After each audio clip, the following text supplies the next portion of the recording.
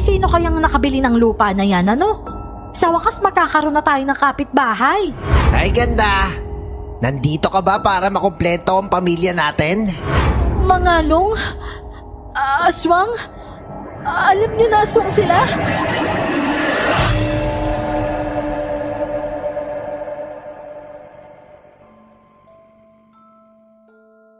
Kamusta po, Miss Clar? Ngayon pa lang ay nagpapasalamat na ako sa inyo kung mapili ninyong maiere ang kwento ko. Na-inspire kasi akong magbahagi ng naiiba kong karanasan sa channel ninyo. Nababasa ko kasi sa mga comment na marami pa din naman ang naniniwala sa mga kwentong aswang, gaya ng ibabahagi ko sa inyo ngayon. Alam ko na hindi ako mapapahiya at hiling ko na sana makapag-iwan ito ng aral, pati na rin ng inspirasyon sa inyong mga tagapakinig. Ako po si Nina, at ito ang aking kwento. Bago ko po simula ng istorya, huwag kalimutang mag-subscribe bilang suporta sa ating channel. Lumayas ka dito! Manluloko ka! Ipagpapalit mo lang ako sa babae pa na mababa ang lipad! Kung kailan ka tumanda! Yan! Yan ang dahilan kung bakit kita pinagpalit. Dahil dyan sa bunganga mo. Dinaig mo pa yung machine gun. Hindi nauubusan ng bala. Nakakarindi. Aba di sana ang inasawa mo, Pipe. Sa loob ng 20 years, ngayon ka pa nagreklamo sa bunganga ko? Ang sabihin mo, nakatisod ka kasi ng halamang ugat na lantas sa lansangan, kaya ginusto mong diligan. Kailan ka pa naging plantito, ha? Ma, pa, ano ba kayo? Nakila nanay ising pa lang ako, dinig na dinig ko na yung sigawan nyo. Nak, tumama mo kasi. Kung ano-anong sinasabi. Nagsiselos na naman na wala sa lugar. Anong wala sa lugar? Kitang-kita ko kung paano parang lintang kumapit sa'yo yung higad na yon, Lando. Huling-huli ka na nga, nagsisinungaling ka pa. Totoo ba yun, pa? May babae ka? Wala. Wala anak no. Ano ka ba? Kailang ng mama mo ang tanging babae sa buhay ko. Nako, Lando! Huwag mo nang hintayin anak mo pa ang makakita sa kalokohan mo. Sinasabi ko sa'yo, ha? Wala siya makikita kasi wala akong babae. Ikaw talaga oh. Pati anak mo tuloy kung ano na iniisip. Marahas na lang akong napabugan ng hangin. Iritang umalis si nanay. Samantalang si tatay naman, parang nakahinga ng maluwag. Tiningnan niya ako at nginitian. Maya-maya pa, dumukot siya sa bulsa niya at may inilabas na ilang tig-100 pera. Maganda ang pasada ko kagabi. O eto, kunin mo. Idagdag mo dyan sa allowance mo. Salamat po, pa. Hindi naman po totoo yung sinasabi ni mama, di ba? Hindi. Parang hindi mo naman kilala yung mama mo, anak. Hindi ko kayo magagawa ipagpalit sa iba, no? Saka ikaw, poprotektahan kita. Ang dami pa namang asungot na aaligid-aligid sa'yo. Lalo na ngayon, nasa tamang edad ka na. Hindi nga po sila makapunta dito sa bahay eh. Takot yata sa'yo. Dapat lang. Aba, malalaman mo seryoso ang isang lalaki kapag may lakas ng loob siyang harapin ako. Paano namang may haharap sa'yo, pa? Hindi pa nga sila nakakalapit sa bahay natin. Hinahanap mo na agad yung itak para hasain. Sabay pa kaming nagkatawanan ni Papa. Nang mga panahong yon, kay Papa talaga ako malapit. Malapit naman ako sa kanilang dalawa. Pero iba ang bonding namin ni Papa. Sa kanila kasi ni Mama, mas madalas na nauunawaan ako ni Papa. Siya din ang nang-spoiled sa akin palagi. Pero hindi nagtagal at nalaman ko din kung ano ang totoo. Yon ang unang pinakamasakit na heartbreak na naranasan ko sa buong buhay ko. Kitang-kita ng dalawa kong mata kung paano pumasok ng isang motel si Papa kasama ang isang babae. Sweet pa sila noon kaya ang imbis sana'y masayang gala ko kasama ang mga kaklase ko, bigla na lang nasira. Ito ng anak mong nakakita sa'yo? Magde-deny ka pa din? Hindi ka ba nahihiya sa anak mo, ha, Lando? Pwede ba, Marife? Itigil mo muna yung bibig mo. Ang kapal-kapal talaga niyang mukha mo. Anak, pwede bang pakinggan mo muna si Papa? Gusto ko siyang sumbatan. Gusto kong magalit sa kanya. Pero pinili kong wag na lang kumibo at pumasok na lang sa kwarto ko. Doon ako nag-iiyak. Narinig ko pang pinapalayas ni Mama si Papa. Hindi naman nagmakaawa si Papa na wag siyang paalisin. Ilang minuto pa, tahimik na sa labas. Anak, Nina, pwede ba akong pumasok? Dama ko ang lungkot sa tinig ni Mama. Lalo lang dinurog ang puso ko. Tumayo ako at binuksan ko ang pintuan. May luha ang mga mata niya nang mabungaran ko siya sa pintuan.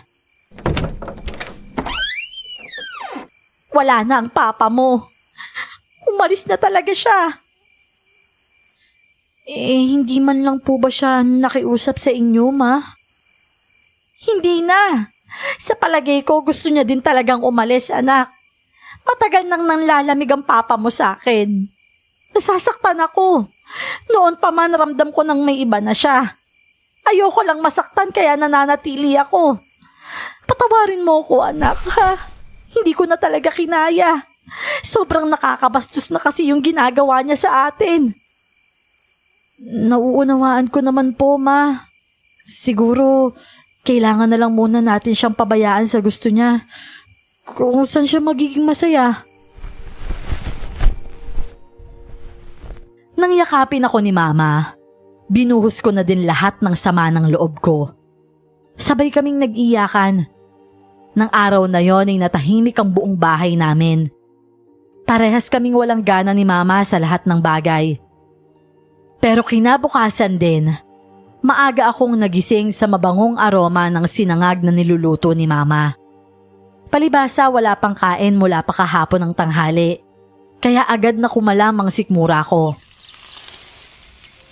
Nina, anak, gumising ka na dyan at kakain na tayo. Opo, Ma, tatayo na po. Agad akong bumangon.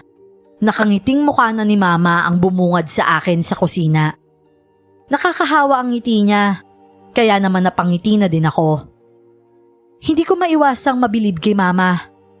Para sa akin kasi, napakatapang niya para ngumiti agad kinabukasan matapos ang ginawang pananakit sa kanya ni Papa. Oo nga pala, anak. Baka gabihin ako mamaya sa shop, ha? Simula kasi ngayon, kailangan ko nang magdagdag ng matatahi. Hindi tayo makakabayad ng bills kung hindi ko to gagawin. Kaya mo naman ang sarili mo, di ba? Naman, malaki na po ako. Kaya ko na to, wag niyo na po akong isipin. Hayaan mo, hindi naman ako papayag na hindi suportahan ni Papa kahit pang allowance ko lang. Sigurado ka ba? Kaya ko namang suportahan ka eh. Ma, dalawa niyo akong anak ni Papa. Hindi pwedeng yung babae niya lang yung makinabang sa mga kinikita niya, no? Ay nako, ayoko lang na masaktan ka pa. Lalo na kung makakaharap mo pa yung babaeng yon. Kung may dapat namang mahiya, Ma, siya dapat yun. Siya yung nanira sa pamilya natin. Hindi tayo dapat yung nagyuyuko ng ulo sa kanila. Nakita kong napangiti si Mama. Alam ko na mahina ang loob niya sa ganong bagay. Ang katwiran niya kasi, hindi siya magmamakaawa kay Papa. Lalo na't ito naman talaga ang gumawa ng kalokohan. Ang katwiran ko naman, hindi kami magmamakaawa. Kailangang gampanan ni Papa ang obligasyon niya, lalo na sa akin dahil karapatan ko yon. Bilib talaga ako sa tapang mo, anak. Sana palagi kang ganyan, ha? Ipaglaban mo ang para sa'yo. Huwag kang gumaya sa akin na sinukuan agad ang papa mo. Sinubukan mo naman, May. Alam ko sinubukan niyo po. Simula ng araw na yon, Mag-isa na lang na itinaguyod ni Mama ang pang-araw-araw naming dalawa. Si Papa naman, nagkukusa akong puntahan sa school at hinahatid na din pa uwi minsan. Masama pa din ang loob ko sa kanya, kaya nga casual ko na lang siya kontratuhin. Nakikita ko ang lungkot sa mga mata niya, pero nawalan na ako ng pakialam doon.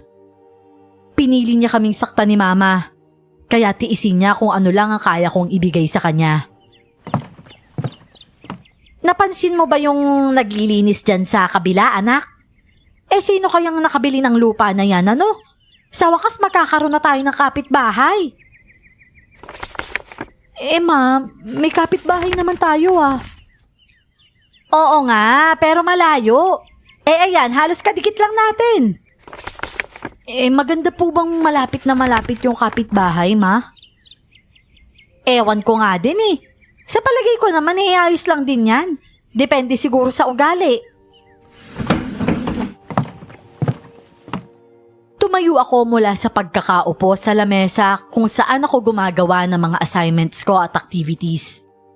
May bintana kasi doon kung saan tanaw ko ang kabilang bakod. Dating madamo doon, pero ngayon, maganda na yun tingnan dahil malinis na. Sana maraming bata yung bago nating kapitbahay, no, Ma? Kahit kailan talaga ang hilig mo sa mga bata, no? Magiging mahusay ka talagang guro, anak. Tahimik kasi masyado dito sa atin eh. Masaya yung ingay na manggagaling sa mga bata kapag nagkataon. Paano kaya kung ingay ng iyakan o sigawan? Paano kung naiistorbo na yung tulog mo dyan? Masasabi mo pa kaya yan? Ma, kahit mag-iyakan pa sila maghapon. Pero sa palagay ko naman po, hindi. Lalo na kapag nakipaglaro na ako sa kanila. Sinundan ko pa yon ng masayang ngiti. Hindi na kasi ako nagkaroon ng kapatid. Noon pa man ay naiinggit na ako sa mga kaklase ko na mas may nakababatang kapatid. Pero nakakapagtakang sila man ay inggit din daw sa akin.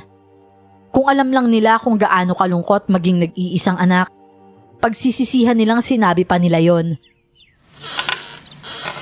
Kaya ikaw, pag nagkaanak ka, damihan mo, kahit 5. Tapos ako ang mag-aalaga sa kanila habang nagtatrabaho ka naman. 5? Grabe naman yun, Ma. Siguro kahit 3, okay na po yun. Pero bakit ba yun yung topic natin? Matagal pa yung mangyayari, Ma. Bata pa naman ako eh. Tsaka bata ka pa din. Ano bang bata ang sinasabi mo dyan? Bakit? Kailan ka mag-aanak kapag uugod-ugod na ako? Paano ko pa maaalagaan yung mga apo ko? Basta, Ma, matagal pa po yun. Siguro mga 15 years from now. Sandaling napatigil si Mama at nag-isip din. Pagkatapos ay nanlaki ang mga mata. Sabay pa kaming natawa nang ma-realize namin na saktong 60 na nga pala siya noon. Senior citizen na. Malakas ang tawa na naming dalawa. Nang saglit akong mapabaling, sa kawayang gate namin sa labas ay natanaw ko doon si Papa. Malungkot siyang nakatanaw sa bahay, pero pinili ko siyang wag pansinin. Ilang linggo pa ang matuling lumipas. Dahil sem break ay nasubaybayan ko kung paano tayuan ng maliit na kubo ang katabing lupain namin. Maliit na bahagi lang ang sakop nun. Samantalang may iba pang itinatayo sa malawak na bahagi. Nako! Mukhang magtatayo pa yata ng babuyan yung magiging kapitbahay natin ah. Pag nagkataon, magtitiis tayo ng baho dito. Ngayon palang kumukulo na yung dugo ko sa magiging kapitbahay natin na yan ah. Naman, parang nung nakaraang linggo lang, excited ka pa na magkakaroon na tayo ng kapitbahay na malapit ah. Ay nako, binabawi ko na. Talagang magiging kapit-kaaway ko ang mga yon at hindi kapitbahay. Nailing na lang ako at natawa. Obvious kasi nakulungan ng mga baboy ang isang ginagawa doon. Hindi gaya ng kubo ng mga itong simple lang at mabilis na naitayo. Ang babuyan nila, sementado. Wala naman tayong magagawa, Ma eh. mukhang negosyante sila. Eh ano naman kung negosyante? Kapag naperwisyo nila tayo, lalo ka na. Eh talagang araw-araw ko silang aawayin hanggang sa sila na mismo ang umalis dyan. Eh baka naman tayo ang mapabarangay niyan, ma. Basta, wag kang mag-alala. Malakas tayo kay Kap, no? Lalo akong natawa. Akala mo kasi may kaaway na si Mama. Nawala nga si Papa na lagi niyang inaaway. May papalit naman palang panibagong magpapakulo ng dugo ni Mama. Hanggang sa natapos na ang sem break, hindi pa namin nakikilala kung sino ba yung magiging kapitbahay namin. Puro trabahador lang kasi ang nagpupunta doon para magtrabaho. Isang hapon pagka-uwi ko, nakita kong may jeep na nakaparada sa tabi ng bahay namin. Isang lalaki ang nagbababa ng kung ano-anong gamit mula doon. Pagpasok ko ng bahay, hindi ko naman inasahan na naroon na din pala si Mama. Masama ang timpla ng mukha nito habang nakasilip sa bintana. Ma, para ka namang stalker dyan. Bakit mo sila pinapanood? Paano ba naman? Nginisian ako nung lalaking yun kanina. Akala mo naman kung sinong gwapo. Yun po bang naghahakot ng gamit? Eh sino pa ba? Ma naman, baka gusto lang makipagkilala kasi kapitbahay nga. Hindi, kakaiba talaga yung ngisi niya. Parang nambabastos. Napaikot ko na lang ang mga mata saka dumiretso na sa kwarto ko. Magbibihis na ako at sisimulan ko na ang activities na binigay sa amin kanina. Solo ko lang kasi nagagawin yon, kaya sigurado akong aabutin ako ng madaling araw kung di ko pa yun sisimula ng maaga. Paglabas ko ay nagluluto na si Mama. Kahit papano, nawala na ang pag-aagam-agam ko na baka mag-rant na naman siya tungkol sa kapitbahay namin. Medyo gets ko na kasi si Papa kung bakit minsan naiirita siya kay Mama. Wala kasing filter ang bibig nito. Lahat ng tumatakbo sa isip, sasabihin talaga niya nang hindi pinag-iisipan kung dapat pa ba yung bigkasin o hindi na. Kinabukasan naman habang pauwi, inabutan ko yung lalaking taga-kabilang bakod na pasilip-silip sa bakura namin. May bit-bit siyang paper bag na kung hindi ako nagkakamali, sa mall pa sa bayan ng galing. Bis, anak ka ba nung aling masungit dyan sa bahay na yan? Oho, bakit po? Tsaka, tinawag niyo pong masungit yung mama ko? Pasensya ka na. Ako nga pala si Larry. Sinusungitan kasi ako nung mama mo kahapon eh. Tinatanong ko lang naman kung anong pangalan niya. Oh, eto nga pala. Pagkain galing sa loob ng mall sa bayan. Sana magustuhan ng nanay mo ha. Bakit nyo naman ho siya bibigyan ng ganito? Ha? Ano yan? Parang peace offering. Tama. Kasi di ba magkalapit lang naman ng bahay natin. Kaya sana maging in good terms kami ng mama mo. Saka ikaw na din ha. Hindi ko talaga alam kung tatanggapin ko ba yon o hindi. Mahigpit kasing bili ni na Mama at Papa sa akin. Wag na wag akong tatanggap ng kahit ano galing sa hindi ko naman kilala. Pero nahihiya din akong tanggihan ng lalaki. Lalo pat mukha naman siyang sincere sa sinasabi niya na sana magkasundo nga ang bawat isa sa amin. Tay! Tay, nasaan ka na? Nangunot ang noo ko ng may matanaw na bata sa di kalayuan. Nasa loob ito ng bakura nila. Bahagyang nangiti ang labi ko nang maisip na may bata doon. Baka nga sa pagkakataong yon, tanggapin ko na ang binibigay ng lalaki. Lalo pat may anak naman pala ito. Hindi naman siguro gagawa ng kalokohan ang lalaki sa harap ng bata. Nandito ako, Lito. Sandali lang, babalik na ako dyan. Hindi, Tay. Ako na pong bababa dyan. Sino ba yung kausap mo? Hindi ko pa alam yung pangalan niya. Pero maganda siyang bata, gaya ng mama niya. Lalapad pa sana ang ngiti ko nang makita kong papalapit yung bata. Pero unti-unting naglaho ang tuwa ko nang papalapit na ito ng papalapit sa amin. Paano? Na-realize ko na mali ako. Hindi ito isang normal na bata, bagamat kasing liit lang ng isang bata. Wow! Mukhang maganda nga, tay. Maliit lang din ang boses niya kaya tunog bata. Pero ang itsura, mukhang mas matanda pa nga sa akin. Aaminin kong hindi ko na itago ang pagkadismaya ko ng oras na yon. Oh, masyado namang obvious na nagulat ka, miss.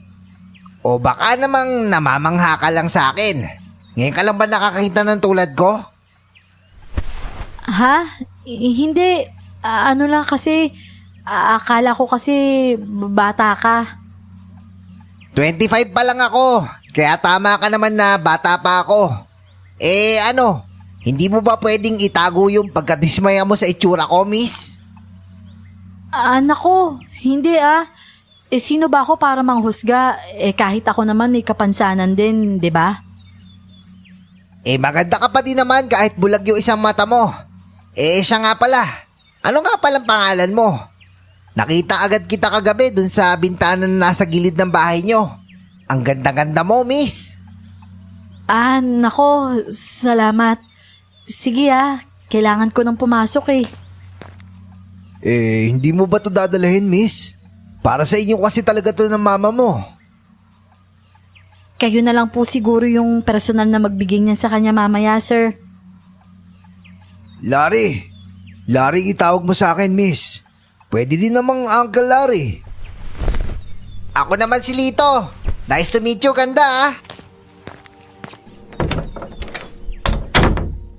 Pagpasok ko ay agad kong sinara ang pintuan. Wala naman akong masabing ginawa nilang mali. Pero pakiramdam ko talaga, may hindi tama. Marahas akong napabuga ng hangin. Dahil hindi ko din alam kung saan nanggaling yung pagkaasiwa ko sa kanilang mag-ama. Ayoko namang magpakahipokrita. Hindi lang naman yun dahil na-disappoint ako dun sa Lito. Nag-iba kasi ang pakiramdam ko kanina nang natitigan ko siya sa mata. Kung hindi ko nakontrol ang sarili, malamang napasunod na ako ng mga yon. Nang bahagya akong sumilip, para tingnan sana kung nasa labas pa din sila ng bakuran namin. Hindi ko mapigilang kilabutan. Paano'y nakatingin pa din silang dalawa sa bahay namin at nakangiti ng maluwag. Diyos ko, hala, bakit ganun po yung ngiti nila? Nakakatakot. Pumasok na ako sa kwarto ko at hindi ako lalabas doon nang wala pa si Mama. Sinubukan kong tawagan si Papa pero hindi naman siya sumasagot. Pinayapa ko ang sarili, saka kinuha ang isa sa mga paborito kong libro sa bag. Ang totoo, madami pa akong kailangang tapusin. Kaya lang, hindi naman ako mapakali, kaya't irerelax ko muna ang isip at katawan ko. 7:00 ng gabi nang marinig ko ang pagkatok ni Mama sa pintuan. Agad akong tumayo at binuksan ang pinto. Oh anak! Bakit ka naman namumutla? May problema ba? Ma, wala bang tao sa labas? Ano ka mo? Wala naman. Bakit ba? Wala po. Pasok ka na, Ma. Bago ko sinara ang pintuan, sinilip ko pa ang labas. Wala ngang tao doon. Napalunok ako ng ilang beses dahil hindi pa rin nawawala yung kabang iniwan nila sa akin. Parang picture na paulit-ulit nagpa-flash sa utak ko. Yung kakaibang ngisi nilang dalawa habang nakatingin sa bahay namin. May gumugulo ba sa'yo, ha anak? Kung ano man yan, mas mabuti pang sabihin mo na sa akin. Ayokong sinosolo mo yung problema mo, lalo't hindi natin kasama ang papa mo. Kasi Ma, yung kapitbahay natin, parang ang weirdo nila. Ay nako, hindi lang sila weirdo. Ang yayabang din. Akalain mo namang kaninang umaga? Feeling close na lumapit sa akin yung anong pangalan nun? Larry ho? Oo, Larry nga. Pero teka, paano mo nalaman? Huwag mong sabihin na may ginawa sila sa'yo.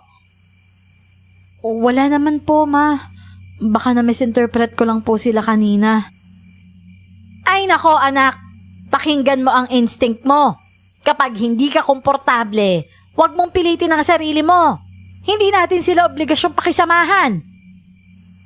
Opo, sige po ma. Pahinga ka na po muna. Ako na po yung mag-aasikaso ng ilulutong pagkain. Wala ka bang assignment na gagawin? Natapos ko na po lahat, ma.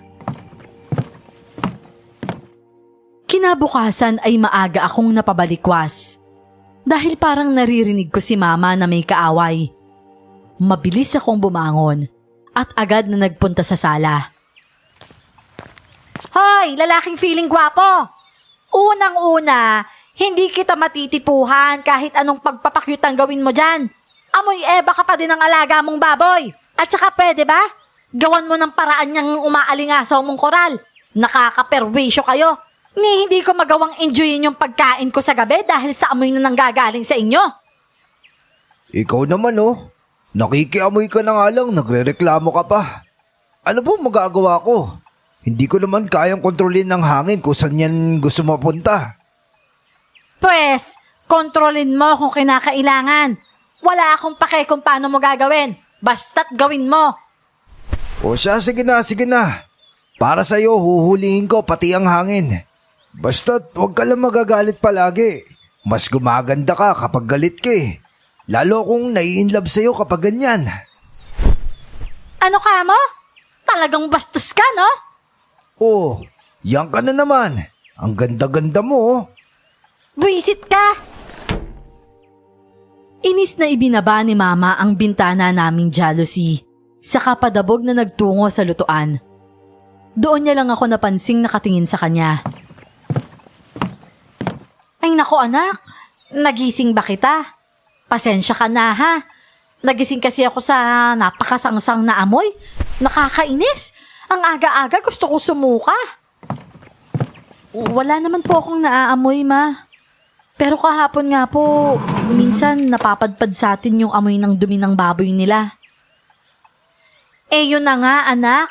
Kahit nagkakapi ako mas nangingibabaw yung amoy ng koral kaysa sa kaping iniinom ko. Aba, hindi ko na ma-enjoy ang mga dating nagpaparelax sa akin dahil sa mga yan. Ma, kumalma ka na nga. Ang aga-aga mong naha-high blood Anemic ka pero baka bigla kang magka-high blood kung aaraw-arawin mong magalit ng ganyan. Hindi malabo anak. Siguradong ganun nga ang mangyayari hanggat nandyan yung mag-amang yan. Nailing na lang ako. Matapos kong magtimpla ng kape, tinulungan ko na din siyang maghanda ng almusal namin. Mauunang umalis si mama sa akin ng araw na yon. 9:00 pa kasi ang pasok ko dahil wala ang unang subject namin.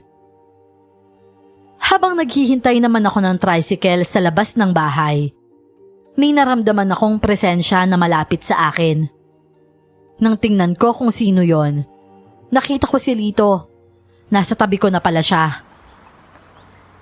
Hi, miss. Hatid na kita? Sa school ba punta mo? Oo. May motor kami. Pwede nating gamitin yon. Seryoso ka ba? Mukhang hindi ka naniniwala Ang totoo ay gusto kong matawa. Nailing na lang ako at pinili kong wag nang magsalita pa. Wala akong planong makipagkwentuhan sa kanya. At gusto kong obvious niya yung maramdaman. Pero parang sinasadya niyang baliwalain ang pagiging cold ko sa kanya. Teka, alam ko na. Siguro dapat masiguro mo muna na ligtas ka sa akin. Oo nga naman. Sino ba namang maniniwala na kaya ko magmaneho ng motor sa itsura kong to? Sandali lang Ay naku, wag na. Kahit makita ko pa na kaya mo, hindi pa din ako sasakay sa'yo. Pasensya ka na ha. Bakit? Kinakahiya mo ba na unano ang kasama mo? Hindi naman sa ganun. Tinuruan lang talaga ako ng mga magulang ko na wag umangkas kung kani-kanino. Ganun ba? Pero kapag sinabi nila na pwede, sasakay ka na ba? Hindi pa rin. Oh, bakit naman? Kanina sabi mo... Kasi may sarili akong utak. Marunong akong magdesisyon sa ayaw at gusto ko. Di ibig sabihin, ayaw mo sa akin. Pakiramdam ko malapit nang maubos ang tinitimpi kong pasensya. Mabuti na lang, nakakita na ako ng paparating na tricycle. Natuwa pa ako nang ma-realize ko na si Papa yon. Papa? Anak, buti na lang inabutan pa kita dito. Oh, ngayon ka palang papapasok? Opo pa, wala kasi kaming unang subject eh. Buti nga po napadaan kayo. Nina, siya ba yung papa mo? Ipakilala mo naman ako. Oh, teka, sino yan anak? Wala po pa. Manliligaw po ako ng anak nyo, sir. Ha, ikaw? Manliligaw nitong anak ko? Oh, Hindi ho pa. Halika na nga po, malilate na ako eh. ang lakas naman ng loob mo na harapin ako. Malaki po kasi ang impact nyo sa anak ninyo eh. Masunurin siya sa inyo. Kaya kayo ho munang mga magulang niya ang gusto ko makilala. At para makilala nyo din ako, no? Kung hindi nyo lang na itatanong Pa, ihatid nyo na po ako. O maghahanap na lang ako ng ibang sasakyan ko. Ha? O siya, halika na. Magkikita pa tayo ulit ha. Lito po. Lito pong pangalan ko. O siya, Lito. Magkikita tayo ulit. Inis akong sumakay sa loob ng sasakyan. Alam kong nagtaka si Papa. Kasi kadalasan, sa likuran niya ako sumasakay. Nang tingnan ko siya, ngingisi-ngisi pa siya sa akin. Bakit nyo naman kasi in-entertain pa yung isang yun, Pa?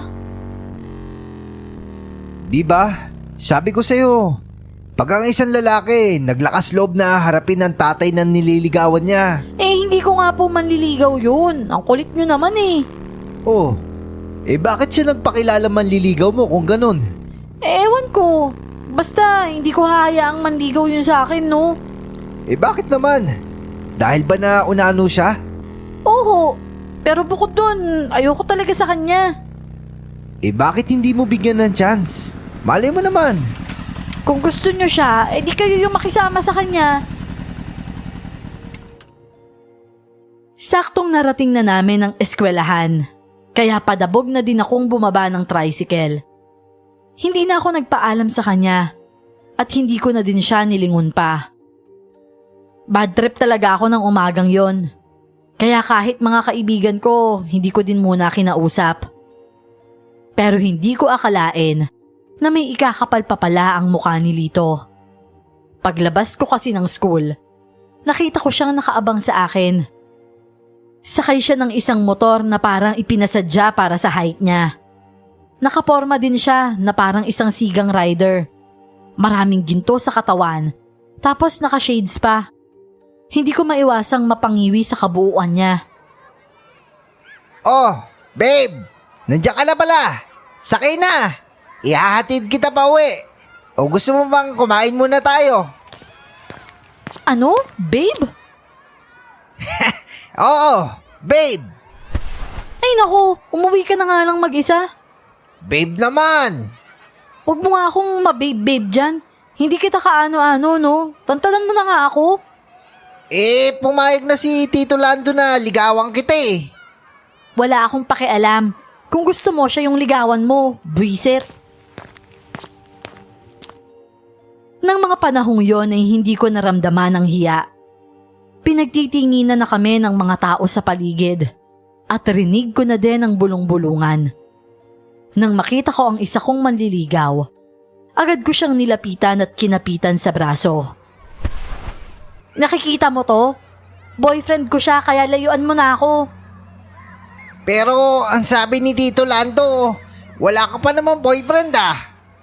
Meron na nga. Hindi ko lang sinabi sa kanila. Di ba Roy, tayo na?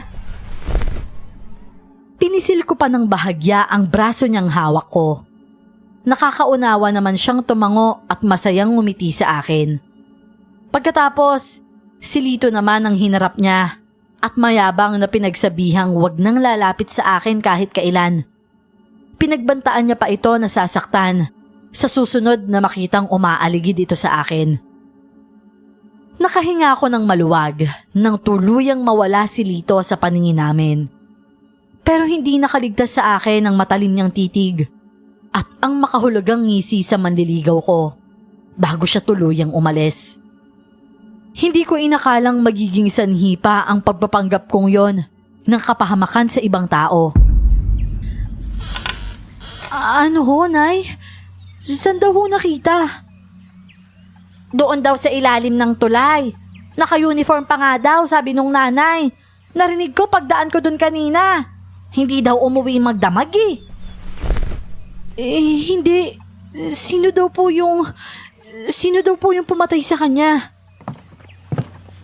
Hindi nga matukoy. Parang inatake daw ng mabangis na hayop o baka ligaw na asong nauulol. Wasak kasi ang leeg eh. Parang nilapa. Totoo bang classmate mo yon, anak? Mukha lang kasi ang nakuhanan ko ng picture eh. Nakaharang na yung mga otoridad dun kanina.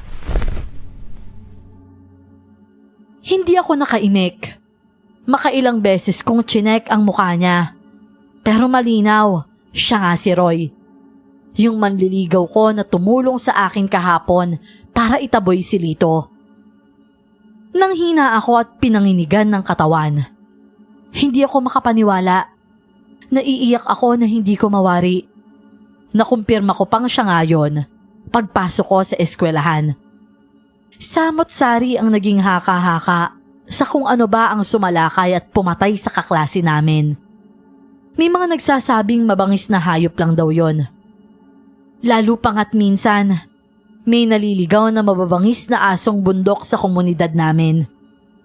Pero marami din ang nagsasabi na baka aswang daw. Kahit kasi nasa modernong panahon na, nasa probinsya pa din kami kung saan mas maraming naniniwala sa mga kwentong bayan. Anak, ilang araw mo na akong hindi kinakausap ah. Galit ka pa din ba sa akin? Dahil in-entertain ko yung manliligaw mo unano? Okay lang naman yung kinausap nyo siya eh. Normal naman yun. Pero yung papayagan nyo siyang ligawan ako at pati hindi ko pagkakaroon ng nobyo, sasabihin nyo pa sa kanya, yun yung mali pa. May sarili akong buhay. Sana naman irespeto nyo yung privacy ko. Ano ba sinasabi mo, anak? Wala naman ako sinasabing ganyan sa kahit kanino ah. Priority namin ng mama mo ang kaligtasan mo.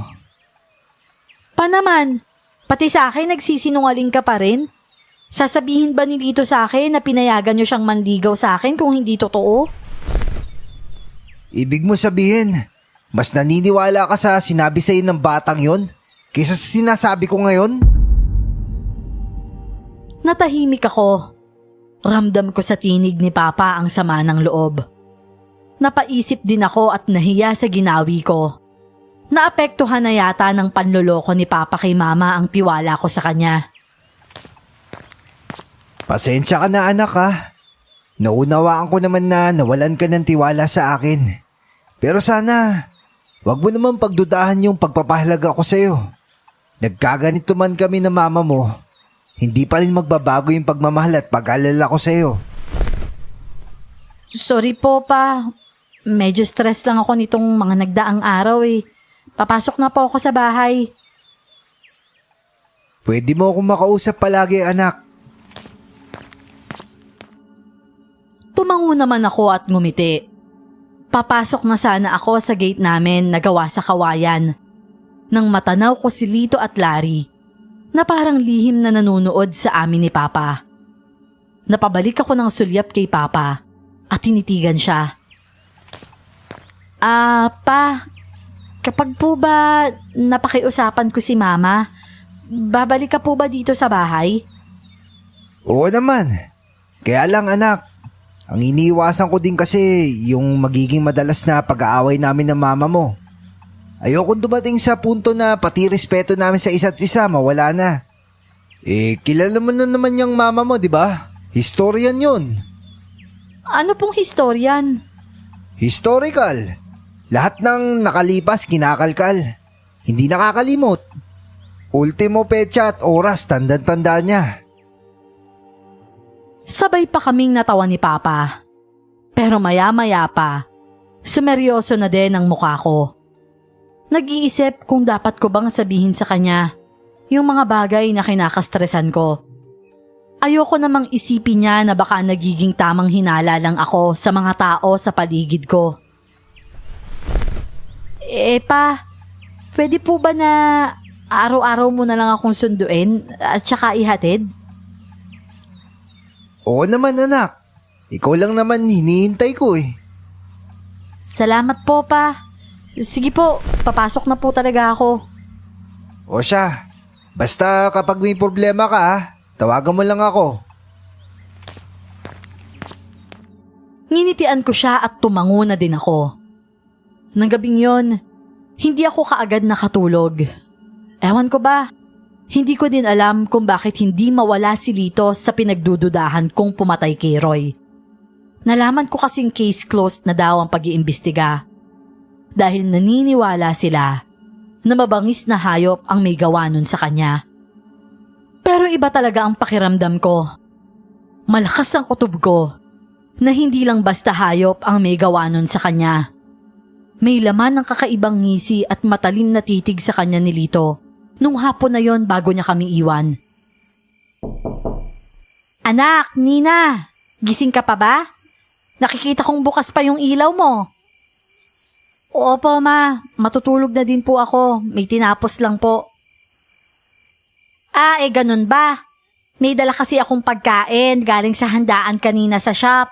Ilalagay ko na lang muna sa ref, ha? Pwede mong almusalin bukas. Pwede mo din kainin na ngayon kung gutom ka pa. O, sige po, Ma. Ako na pong bahala dyan. Magpahinga na po kayo. O siya, sige. Good night na anak, ha? Opo, Ma. Good night po. Nang wala na si Mama ay nagpasya na din akong patayin ang ilaw sa kwarto ko. Umasa ako na dadalawin na ako ng antok. Pero hindi pa din pala. Mabuti na lang at walang pasok bukas. Kung hindi, siguradong sa school ako aabutin ng antok. Inis akong bumangon at nagpasyang lumabas na lang sa kusina.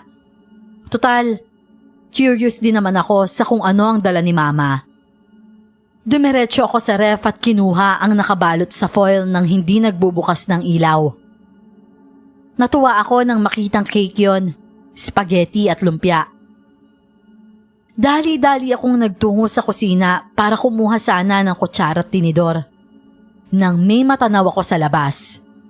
Tutok kasi ang bintana sa hugasan namin doon sa lugar kung saan nakalagay ang manukan sa kabilang bakod. May nakita akong bulto doon ng maliit na tao. Alam kong si Lito yon.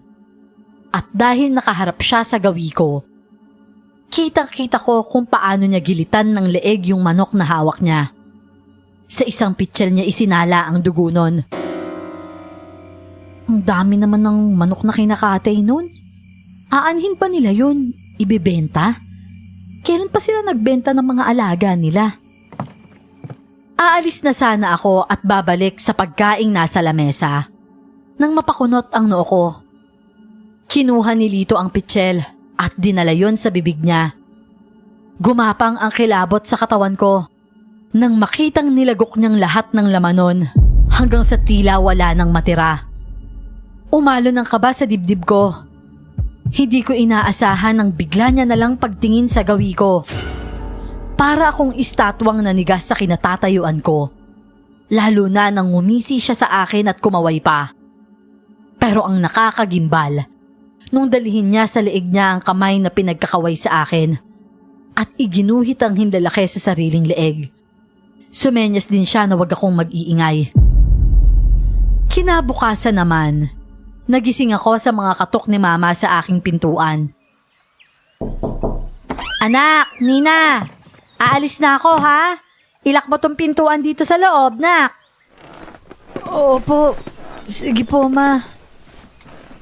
Teka nga, bakit parang antok na antok ka? Marami ka bang tinapos kagabi? Pero Sabado naman ngayon, di ba? Hindi lang po ako inantok agad, Ma. Bakit? May problema ka ba? Dahil ba sa amoy ng baboyan dyan sa kabila? Naiistorbo na ba yung pagtulog mo? Sabihin mo lang at ire-report ko na talaga kay kapitan ng mga yan. Oho, hindi naman po tungkol dun, Ma.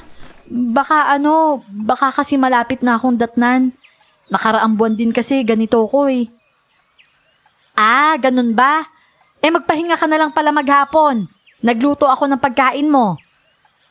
Sige po, Ma. Salamat po. Ingat po kayo. Nang mawala na sa paningin ko si Mama, isasara ko na sana ang pintuan.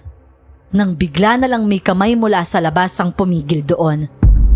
Maliit lang ang kamay na yon, pero maumbok. Batid kong kay Lito yon.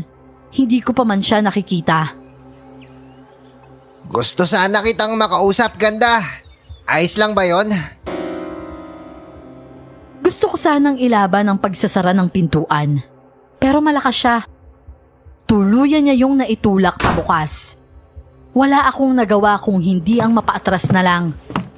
Ang mga mata ko, agad na naghanap ng bagay na pwede kong gamiting pamprotekta sa akin. Pero tanging cellphone ko lang ang nailapag ko kanina sa lamesa ang nakita ko. Agad akong may pinindot doon, bago pa man tuluyang makapasok si Lito sa loob ng bahay. Relax lang. Masyado ka naman tensyonado eh. Hindi ko naman gagawin sa iyo yung nakita mong pagkatay ko sa manok kagabi. Hindi ko rin naman kakainin ng sariwang katawan mo gaya ng ginagawa ko sa kanila. Gusto lang kita makausap talaga. Promise. Sino ka ba talaga? Ano bang kailangan mo sa akin? Naaalala mo ba yung boyfriend mo? Siguradong nagluluksa ka pa rin hanggang sa ngayon. Anong ginawa mo sa kanya, ha? Huwag kang mag-alala. Hindi naman siya nahirapan. Ngayon pa lang parang gusto ko na isunod yung papa mo. Hayop ka! Halimaw ka! Pero kung magiging mabait ka at masunurin, walang mangyayaring masama doon. Anong akala mo sa akin? Uto-uto? Hindi mo ako madadala sa ganyang pananakot mo, Lito. Madali naman ako kausap eh. Kung ayaw mo, edi hindi. Hindi na ako nagkulang. Kinausap pa nga kita na maayos eh. Alam mo kasi, hindi talaga ako nakikipagkasundo. Maganda ka lang talaga at gusto kita. Kaso mukhang hindi ka nadadala sa nangyari sa boyfriend mo. Lumayas ka na nga sa pamamahay namin. Hindi ako kailanman makikipagkasundo sa halimaw na katulad mo. Di ganito na lang. Kapag may kumalat na usap-usapan tungkol sa akin, alam mo na. Siguro kailangan mo magpa-reserve na agad sa punerarya ng 2 kabaong. Pang mag-asawa ka mo. Hanggang ngayon habang sinusulat ko ang kwentong ito, hindi ko pa rin maipaliwanag ang kilabot na bumabalot sa akin tuwing maaalala ang kaganapang yon. Yun kasi ang unang beses na halos hindi ako makahinga sa sobrang kaba. Nanghihina akong napaupo sa lapag. Hindi ko alam kung ano ang una kong gagawin. Hindi ko kasi mahawakan ng maayos miski ang cellphone ko. Sa labis na panginginig ng mga kamay ko. Nagpanic attack talaga ako. Anak? Nina? Oh, anong ginagawa mo dyan? Tsaka bakit parang namumutla ka? Anong nangyari sa'yo? Ganun na lang ang naging paghagulhol ko nang makita ko si Papa. Agad niya akong dinaluhan upang tulungang makatayo mula sa pagkakasalampa ko sa lapag. Hanggang sa tumigil ako, nanatili akong nakasubsob kay Papa. Hinahaplos niya lang ang buhok ko at hindi na siya nagtanong pa. Papa, huwag niyo po muna akong iwan, please. Hindi talaga kita iiwan. Nandito lang ako, anak. Dahil galing din sa puyat, hindi ko na malayang nakatulog na pala ako. Nang magising ako ay may narinig akong tawanan. Mula sa loob ng kwarto ko, marahan kong binuksan ang pintuan at sinilip kung sino ang kausap ni Papa sa sala. Nanlaki ang mga mata ko nang makita sina Larry at Lito sa loob ng bahay. Huwag ka mag-alala, pre. Malapit lang naman kami sa mag-ina mo. Walang mangyayaring hindi maganda sa kanila. Makakaasa ka na ligtas sila lalo na't nandito kami. Nako, salamat naman kung ganun. Nag-aalala na ako sa dalaga ko eh. Nito lang, pansin ko parang problemado siya. Kung nakikipaglapit lang siya sa akin malalaman niya na masiyahin ang personality ko. Baka walang araw na hindi siya tumatawa. Pasensya ka na, Lito ah. Talagang mailap sa lalaki yung batang yun eh. Focus kasi sa pag-aaral. Tsaka maganda ang plano niya para sa future niya. Naisara ko ang pintuan ng mahina. Bumalik na naman yung kaba at panginginig ng kamay ko dahil sa nerbiyos.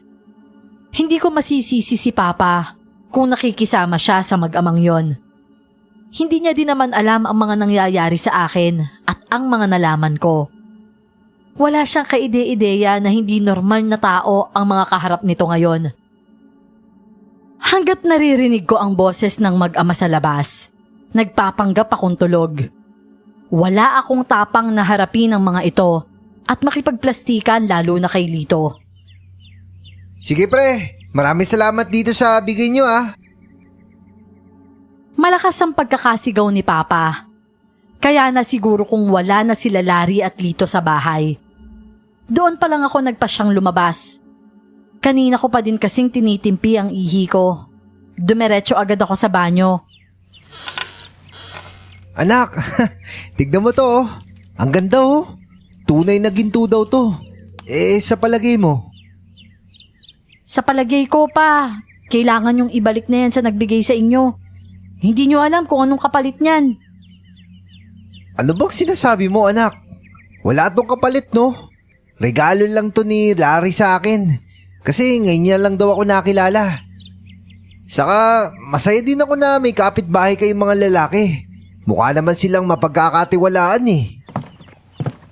Paano ka naman nakasiguro pa? Ngayon mo nga lang sila nakilala eh. Bakit? Hindi ba sila mabuting kapitbahay sa inyo na mama mo? Hindi ako kumibo. Tumalikod na lang ako at nagtimpla ng kape ko. Hapon na din naman at mukhang umulan din dahil basa ang lupa sa labas. Hindi na din ako kinulit ni Papa.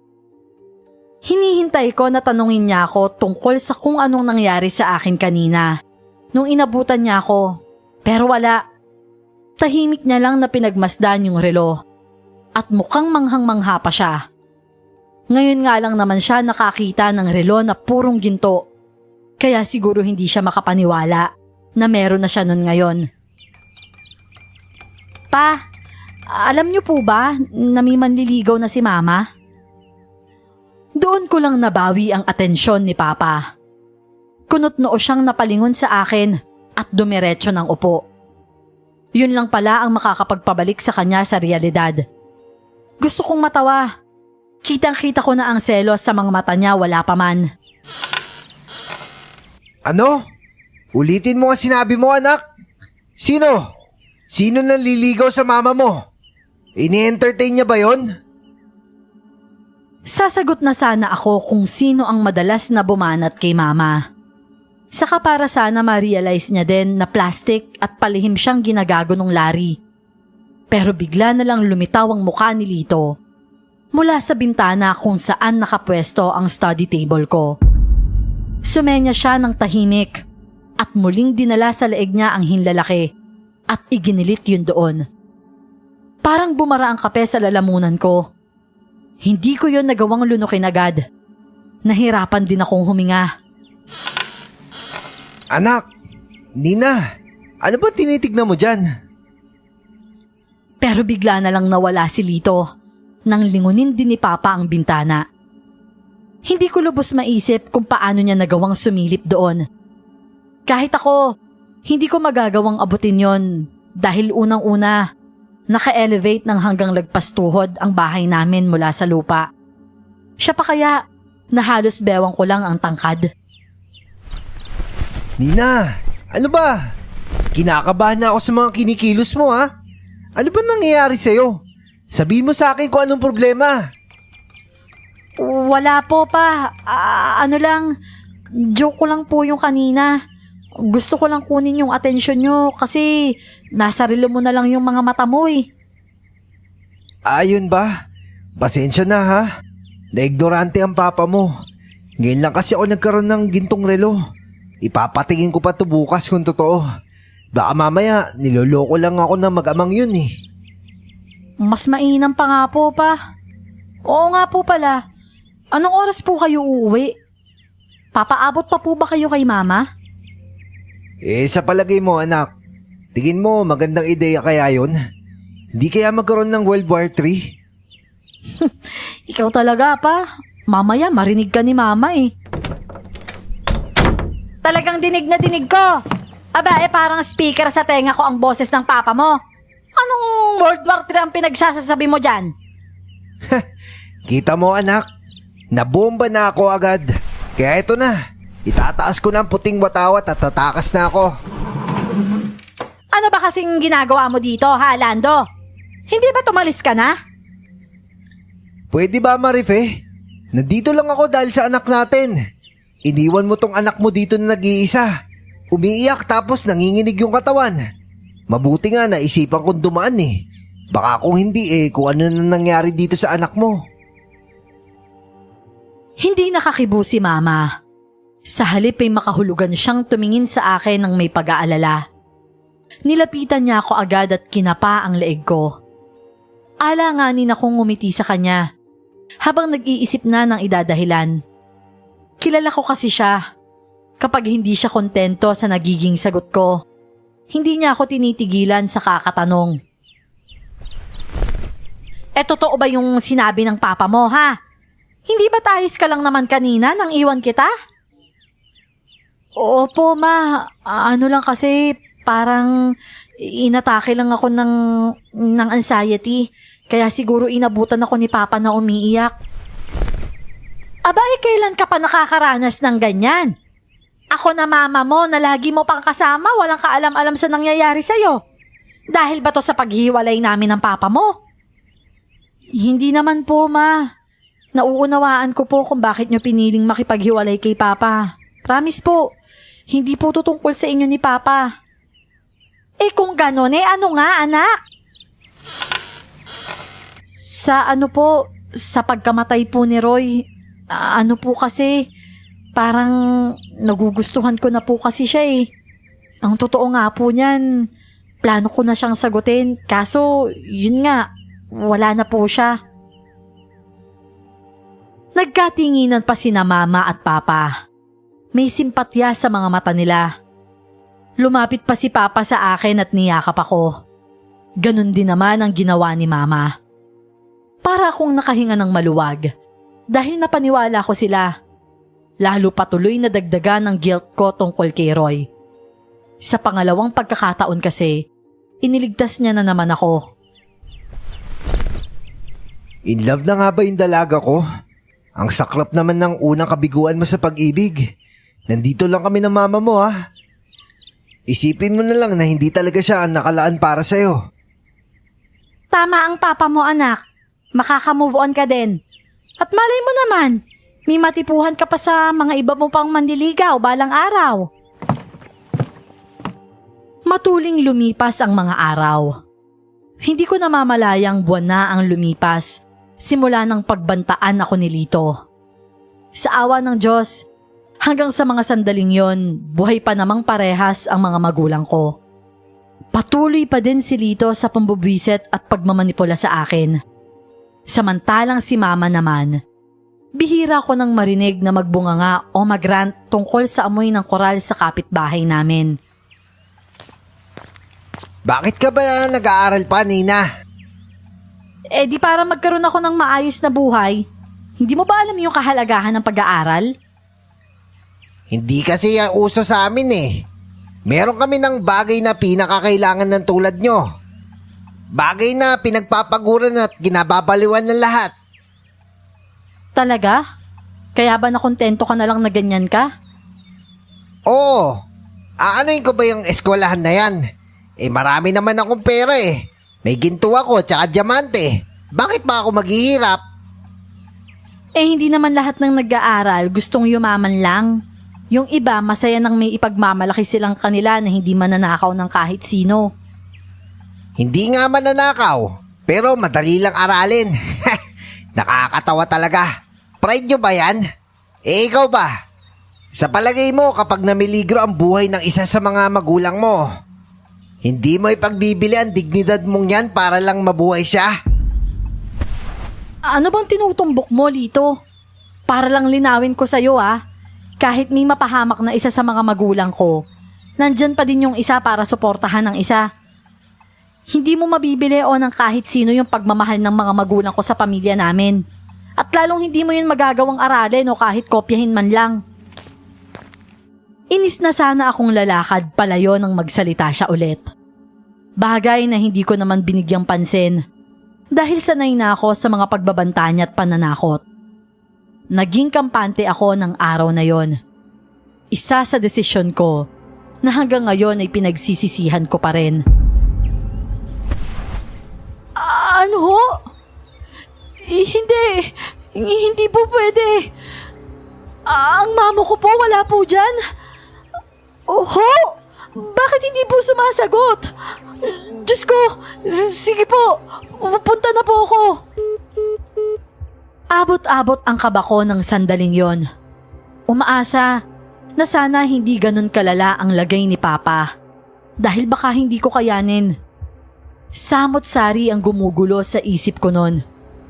Nag-aalala din ako kung bakit hindi sumasagot si Mama sa mga tawag ng pulisya. Sinubukan ko siyang tawagan pero hindi niya din ako sinasagot. Hindi ko na pinasukan ang dalawa ko pang subject sa hapon. Kaya ng break time na yon, dumiretso na ako agad sa ospital kung nasaan daw si Papa. Laking pasasalamat ko naman nang abutan kong gising si Papa. Papa? Anak, wala ka bang pasok?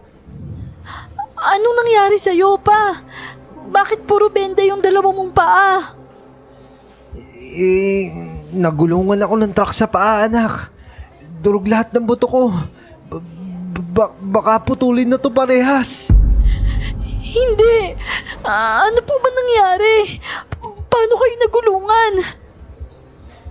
Hindi ko nga alam kung paano nawalan ng preno yung tricycle ko. Okay naman yun pag uwi ko sa bahay natin eh. May kailangan kasi akong papel na kinuha ko sa mga documents namin ng mama mo. Nabangga naman ako sa truck, kaya tumalon ako bago sumalpok pa yun. Kaya ayun, sa kabilang highway ako napadpad. Kaya ito yung nangyari sa akin. Umuwi po kayo sa bahay? Oo. Tsaka, sorry anak. Sorry sa inyo na mama mo. Hindi na daw ako pupuntahan nung naging babae ko. At malabo matanggap pa ako ng mama mo sa ganitong sitwasyon ko. May silbi pa ba ang buhay ko, anak? Pa naman eh. Siyempre meron po. Ako pong bahala kay mama. Mahal ka nun. Sigurado ako matatanggap ka niya. Hindi ko nga alam kung bakit hindi siya sumasagot sa tawag ko ng mga pulis eh. Ang totoo, nag-aalala na din ako sa kanya. Ganun ba? Siya, sige. Umuwi ka muna at alamin kung ayos lang ba mama mo. Okay naman ako dito, anak eh. May nurse naman dito. Mag-iingat ka din ha. Sigurado ka po ba? Ayaw muna sana kitang iwanan eh.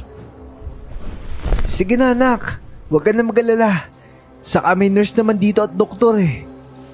Nag-aalala din ako sa mama mo kaya umuwi ka na. Ngumiti na lang ako at tumango. Mabigat sa loob ko na umalis sa ospital. Pero kailangan kong masiguro na ayos lang si Mama. Malakas ang kutob ko na may kinalaman si Lito sa nangyari sa tricycle ni Papa. Ngayon naman, hindi ko maipaliwanag ang kaba ko sa hindi pagsagot ni Mama sa mga tawag ko. Dasal ko nun na sana maayos ang lagay ni Mama. Nagtungo muna ako sa shop kung saan siya nagtatrabaho. Pero hindi daw pumasok si Mama. Nagtaka ako. Nagpaalam kasi siya sa akin kaninang umaga na papasok na sa trabaho. Dumiretso naman ako sa bahay. Pero wala din siya doon. Nagpalit na ako ng damit at nag-impake na din ng mga natitirang damit ni Papa. Pagkatapos, muli akong nagpasya na tawagin si Mama. Pero hindi pa man ako nakakadayal nang may marinig akong tawa mula sa kabilang bakod. Hagik-hik yun na kilalang kilala ko. Mama? Si Mama ba yun? Agad akong sumilip sa bintana. Halos malaglag ang pangako nang makita si Mama na nakikipagharutan kay Larry sa mismong bakuran ng mga yon. Ang siste pa, katulong pa siya nitong naglilinis ng koral. Ma! Mama! Nakita niya naman ako. Pero imbis na lumapit sa akin, nginitian niya lang ako at kumaway pa. Hindi ko alam kung anong mararamdaman ko. Magkakahalong takot, galit, at pagtataka ang siyang nagpapagulo lalo sa isip ko. Idagdag pa na nakita ko ang cellphone ni Mama sa loob ng bahay. Nakapatong lang sa pasimano. Galit ko siyang tinungo sa kabilang bakod. Ay ganda! Nandito ka ba para makumpleto ang pamilya natin? Tumabi ka nga sa dadaanan ko bago pa kita ihagi sa impyerno. Wow! Mukhang galit na galit ka! Lalo kang gumaganda! Pwede ba? Nandito ako para bawiin yung mama ko. Kailangan kami ng papa ko na pinakailaman mo kaya nadisgrasya. Lumampas ka na sa hangganan, Lito. Pagsisisihan mo to. Nakakatakot ka naman pala magalit. Gusto ko yan, Nina. Hindi ako nakikipagbiruan sa'yo. Ibalik mo sa akin yung mama ko. Eh bakit hindi mo siya tawagin? Kumbinsihin mo na sumama sa'yo at iwan si Larry. Good luck, ganda. Ma, ano bang ginagawa mo dito? Si Papa na disgrasya, nasa ospital siya ngayon. Halika na, puntahan na natin siya. Abay, bakit? Asawa ko pa ba yon? Si Larry na nga pala ang magiging pangalawa mong ama, anak. Halika, samahan mo kami. Mamaya dito tayo maghahapunan. Hindi mo ba ako naririnig, Ma? Si Papa nasa ospital at posible siyang maputulan ng paa. Halika na, kailangan niya tayo. Eh di lalong wala ng silbi. Anong gagawin ko sa kanya? Aalagaan ko. Anak naman, hindi ako caregiver. Saka ikaw, gusto mo bang maging pabigat pa siya sa atin?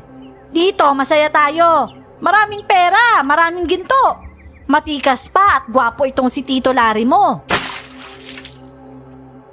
Gusto kong masuka sa mga sinabi ni Mama. Tuluyan na akong hindi nakapigil. Talagang nasagad na ang pagtitimpi ko. Halimaw ang mga yan, Ma. Kumakain sila ng mga sariwang karne at umiinom ng dugo. Halika na. Baka mamaya ikaw na ang isunod nilang hapunan. Ano bang pinagsasasabi mo dyan? Si Lito lang ang mangalong aswang. Hindi ang Uncle Larry mo. Saka hindi kumakain ng tao yan. Mga hayop lang. Kaya kung ako sa'yo, dyan ka kay Lito magpakasal. Gagaan ang buhay mo. Magiging reyna ka pa. Mangalong? Aswang? Alam niyo na aswang sila? Hindi nga sabi kasali ang Uncle Larry mo? Ang kulit mo namang bata ka? Hindi. Mama, anong nangyayari sa'yo? Anong ginawa niyo sa mama ko? Ibalik niyo ang mama ko sa akin, mga demonyo kayo! Ibig sabihin na mama mo, pinili niya ang tama. Ang mas maayos at marangyang buhay sa piling namin. Bakit? Ayaw mo bang sumama, Nina? Pagagaling ko ang buhay mo. Tama lang yan. Pagod na akong magtrabaho ng magtrabaho. Tapos wala namang napupuntahan. Dito magaan ang buhay ko. Maging ang pagsasalita ni Mama, parang kakaiba. Lalong nag-init ang ulo ko. At saka ako napagtanto, nagsasayang lang ako ng oras sa pakikipagtalo kay Mama. Parang sarado ang isip niya. Hindi siya ang mama ko. Yun ang nasiguro ko. Hindi ka talaga sasama sa akin, Ma. Hindi mo talaga sisilipin man lang si Papa. Sinabi ko nang hindi nga, di ba? Kung gusto mo, ikaw na lang. Mabilis akong nagtungo sa ospital. Iyak ako ng iyak sa daan pa lang papunta doon. Kakaiba ang problemang binigay niya sa akin. Sobrang nahihirapan ang damdamin ko ng sandaling yon. Tulog si Papa nang madatnan ko sa ospital. Gulong-gulo ang isip ko nang may dumating na nurse at may iniabot ito sa akin. Isa yung papel na naglalaman ng mga kailangan ko daw bilhin sa labas. Dahil hindi daw available sa pharmacy ng ospital. Bit-bitan ko konti kong pera. Naghanap ako ng butika. Ipinagtanong ko muna kung magkano lahat-lahat yung bibilihin ko. Nagulat ako nang lagpas 3,000 yon. Hello po, Tia. Tia, kailangan ko po ng tulong nyo. Oh, Nina, napatawag ka. Kumusta kayo dyan? Tia, kailangan ko po ng pera ngayon. Mga 4,000 po sana. Ganun ba? May e-wallet ka naman, di ba? I-send mo sa akin at dun ko isi-send yung pera na kailangan mo. Sige po. Salamat po, Tia. Walang problema, Nina. Nang makapagpadala na si Tia, binili ko na agad ang mga kailangan ni Papa. Pinapirma na din ako ng waiver para masimula ng operasyon. Habang nakasalang si Papa sa operating room, muli kong tinawagan si Tia Malu at ipinaliwanag sa kanya ang lahat ng nangyari. Ultimo yung katotohanang alam ko sa kapitbahay namin. Hindi naman ako nakarinig ng kahit anong panghuhusga mula sa kanya. Ang totoo, naniniwala siya sa mga sinabi ko tungkol kina Larry at Lito. Malakas ang kutob ko na nagayumay ang mama mo. Pinaamo siya ng Larry na yon. Pero Tia, normal na tao lang si Larry. Pero yung Lito, siya talaga yung kakaiba. Anong klaseng aswang nga ulit kamo yung si Lito? Sabi po ni Mama, mangalo daw. Hindi rin po ako pamilyar, Tia eh. Tsaka unano siya. Pero alam kong halimaw talaga siya. May ebidensya po ako. Hayaan mo. Aalamin ko ang sagot sa mga nangyayari dyan sa inyo. At pagkatapos ay bibisitahin ko na din kayo. Hintayin mo ako. Magpakatatag ka. Talaga po, Tia. Maraming salamat po. Para po akong nabunutan ng tinik. 3 araw pa ang nakalipas. Mula pa sa Dumaguete ay bumiyahe si Tia papunta sa amin sa Bicol. Taga Dumaguete kasi sila Mama. Samantalang Bicolano naman ang papa ko. Kumusta naman ang papa mo, Nina? Maayos na po yung lagay niya, Tia. Okay na po, naalis na po yung 2 binti niyang nadurog. At kagagawan ka mo yun ang unano mong manliligaw? Sa palagay ko po, oo, Tia. Walang ibang gagawa nun kay Papa kung hindi siya lang. At oo nga pala, totoo ngang unano ang Lito na yon. Dahil mga unano talaga ang mga aswang na mangalo. Dati silang kumakain ng mga tao, pero natigil na yon dahil sa isang diwata na sumibol sa lahi nila. Nagmamay-ari din sila ng mga yaman. Bihira lang sa mundo natin, katulad ng ginto at saka diamante. Mga hayop ang kinakain ng mga yan bilang respeto sa diwata nila. Tama po lahat ng sinabi niyo tungkol sa kanya, Tia. Hayop nga lang ang kinakain niya, pero kaya niya ding pumatay ng tao kung gugustuhin niya. Tama ka, Nina. Natural pa din sa kanila ang pagiging halimaw at mabangis. At saka isa pa, magugulang ang mga yon.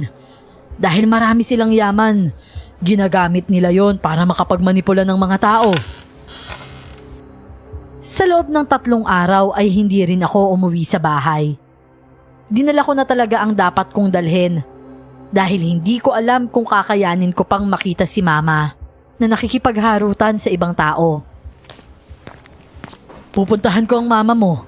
Kailangan ko siyang gamutin at alisin yung gayuma sa kanya. Kailangang agapan yon bago pa siya tuluyang makuha ng lari na yon. Samahan na po ba kita, tiya?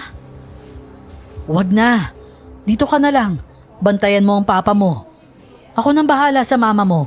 Pangako, babalik akong kasama siya. Nabuhayan ako ng pag-asa. Bagamat naroon ang takot ko. Umasa ako sa kakayanan ni Tia Malu at ng plano nitong gawin. Lumuwas pa siya papunta sa lugar namin para lang kay Mama. Naniniwala ako na kaya niya. Inabot pa na kinabukasan bago bumalik si Tia Malu. At kasama niya nga si Mama. Puno ng luha ang mga mata niya nang yakapin ako. Anak ko, pakiramdam ko ang tagal kitang hindi nakasama at nakita. Anong nangyari sa papa mo? Hindi niyo po ba naaalala yung mga sinabi ko sa inyo noon, Ma? Wala siyang maalala sa mga ginawa niya noon nung nasa kapangyarihan pa siya ng gayuma. Pasalamat tayo at nilabanan din ng katawan niya yung kulam. Nagawa niya yung ilabas. O okay ka na po ba, Ma? Tatanggapin mo pa naman si Papa, di ba? Abay, syempre naman, anak. Bakit hindi? Lalo pa ngayon na kailangan niya tayo. Lintik na Lari at Lito na yon. Sisiguruhin kong pagbabayaran nila ang ginawa nilang to sa pamilya natin. Nang makausap na ni Mama si Papa, nakiusap din muna kami ni Tia Malu na bantayan niya si Papa. Kami naman, agad na nagtungo sa barangay at kapulisan. Doon namin ikinuwento ang lahat sa kanila. Ipinakita at ipinarinig ko din ang lahat ng ebidensyang palihim kong inire-record sa tuwing kakausapin ako ni Lito noon at saka pagbabantaan. Laking pasasalamat ko at naging mabisa yung ebidensya na magdidiin sa 2 halimaw. Abay, ang hiling ko sana, Kap, mawala na yung 2 yun sa baryo natin. Hindi ako matatahimik hanggat nasa paligid sila. Siniguro naman ng punong barangay namin na pababalikin ang mga yon kung saan sila nagmula. Agad na ipinatawag ni Kap ang kilalang mahusay na albularyo sa kabilang bayan at isinama yon sa pagharap kina Lari at Lito. Doon ko nakita kung paano masaktan si Lito sa mga gamit na pangontra-aswang na dala ng albularyo. Pakiusap! Palayain yun lamang ako. Maglalaho na ako sa lugar na to. Sige na, payayamanin ko ang baryo nyo bago ako umalis. Huli ka na sa pakiusap mo, Lito. Baka kung kanina pa kayo nagmakaawa, baka pinagbigyan ko pa kayo. Pero ngayon magdusa kayo pareha sa loob ng kulungan. Ni hindi nagamit ni Lito ang yaman niya ng sandaling yon. Pero sinubukan niyang gamitin ang pagiging aswang niya. Biglaan ang naging pagsugod niya kay Mama. Pero bago pa siya tuluyang makalapit, hagupit ng buntot pagi at ilang bala ng baril ang tumama sa kanya. Pagbagsak ni Lito sa lapat, halos agaw buhay na siya. Pagkatapos noon ay inutusan ni Kap ang ibang tanod na sunugin na si Lito para masigurado ang pagkamatay nito. Walang magawa si Lari ng mga sandaling yon kung hindi ang manood na lamang. Ang nakakapagtaka, pangisi-ngisi pa siya. Sinabi ko na kasi sa'yo na huwag ka mangingilam ng tao. Masyado matigas ang ulo mo. Kaya yan, bagay lang sa iyan. Siya ang tuluyang nakulong ng walang parol. Patong-patong na kaso din ang isinampa sa kanya. At mukhang wala naman siyang pakialam. Bago siya tuluyang isakay sa patrol, nagpasalamat pa siya kay Mama. Maraming salamat. Kasi pinalaya mo ako sa halimaw na yun. Akala ko habang buhay na akong makukulong sa pagkakautang ko sa kanya. Makulong man ako ngayon.